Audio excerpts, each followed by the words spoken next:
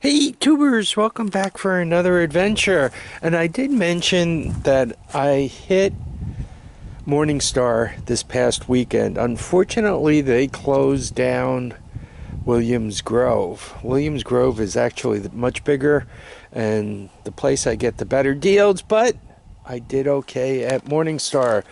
All this stuff, $1. These LED tactical flashlights for $1.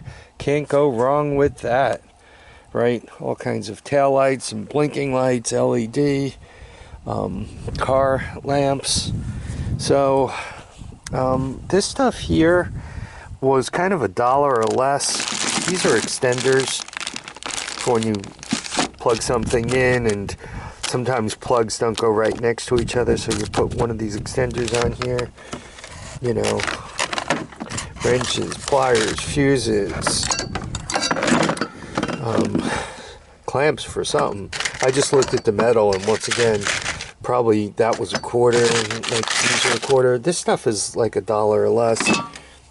He charged me $2 for this, so he said, but then he ended up giving it to me with a pile of other stuff, and it probably came out to like 75 cents. These multi-wrenches, friend of mine, Kevin Bergeron, God, he uses those to take apart everything. You hand him one of these, and I think he could reduce a motorcycle into a pile of parts in less than 5 minutes. And this happens to be the one with all the metric stuff on it.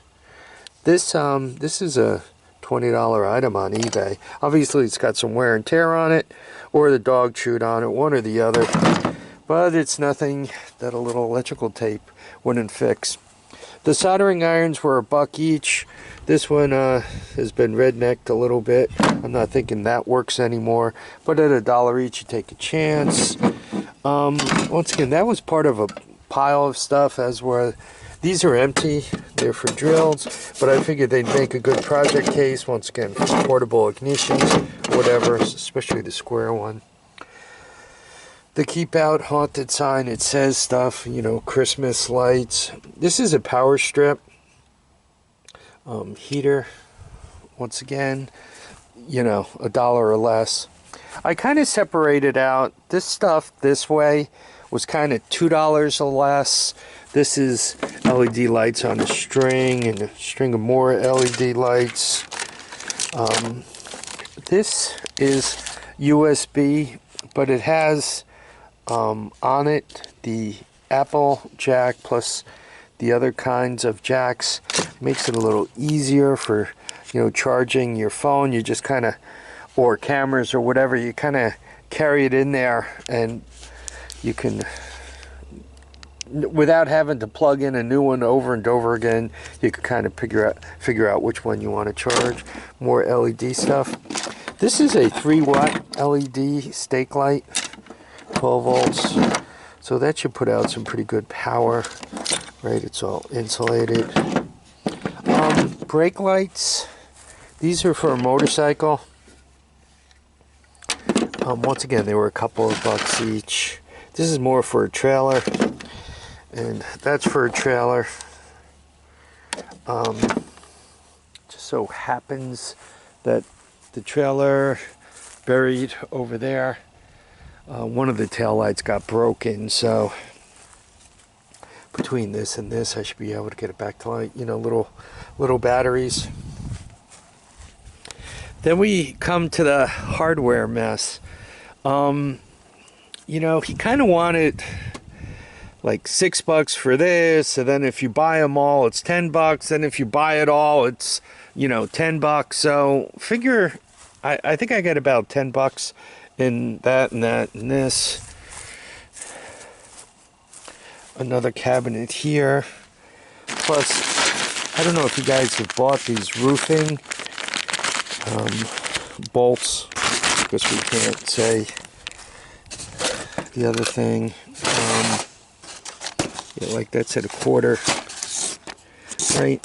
I don't know. I got like $10-12 tied up in all that hardware. Now, whenever I buy a load of hardware like this, I have a tendency, you know, to open the drawer and say, oh, this one piece, I got my $12. I opened up all these drawers and I don't have that one piece that was worth 12 bucks. So sometimes you win, sometimes you lose. But quite honestly, with all this hardware, you know, cotter pin, lock washers, various small bolts, big bolts, right, more cotter pins. I'm sure I got my 10, 12 bucks out of that mess.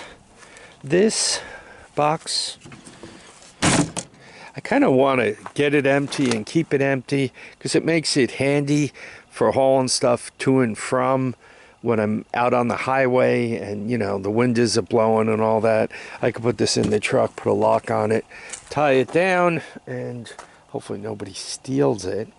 But it's really helpful for keeping stuff watertight. In the land of free, this was free. I think it's a key rack, right? I think you put keys in it.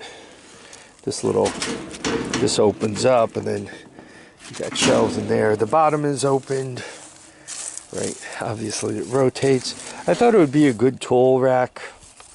I actually paid $10 for this. This is brand new. And what you do is you put water in it and it filters it to all these stages. It's known as a zero water. I figured with the, you know, current zombie apocalypse that we appear to be in, that it was a good thing to own. And then I bought this. He said $5 for this cart with wheels on it. It was less. And this was just under 40. There was a discount on it because I bought some other stuff with it. This cart is interesting. It had a bunch of wooden racks on it, which I would think perhaps for drying tulip bulbs or something. They were made out of oak, and the racks, somebody really put a lot of time and attention into. I gave those to my son. I figured, you know, he'd have better use for them, or he'd burn them, whatever he was going to do with them. I had no use for them. He does more of the gardening stuff than I do. But I just looked at that rack and I said to myself, you know, for the cost of casters at a few bucks each times 4, you know, and then to cut all the metal and put it all together, I was looking at that thinking, you know what, for a little less than 40 bucks, it's well worth it. And I'm talking this rack here.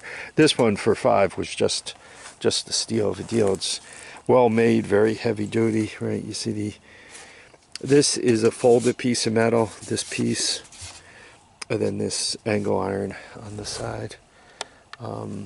So anyway, I don't know. I'm not quite sure how much I spent all told. I was at Morningstar kind of shopping, and I was holding myself back, right? Because when you're doing a flea market hunt, you don't want to peak too soon. You don't want to fill the truck too soon, because then there are deals you can't get into, and you don't want to run out of money too soon. So I was kind of holding back, and then I heard that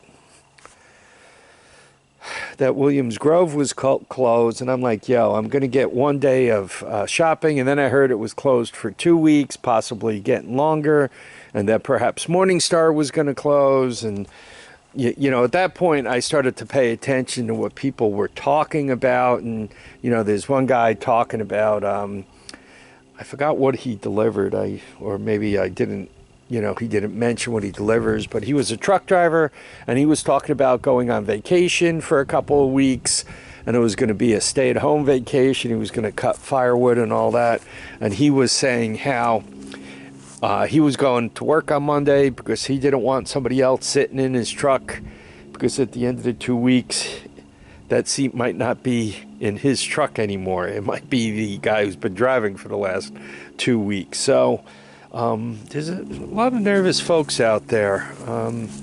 And to everybody, please stay healthy. Please be careful. And, you know, don't fight over toilet paper. Anyway, I want to thank everybody for dropping by to watch and comment and listen to my rantings and ravings. I want you all to keep Keep your feet down, your heads up, and I want you all to get out and enjoy each and every day. Bye now.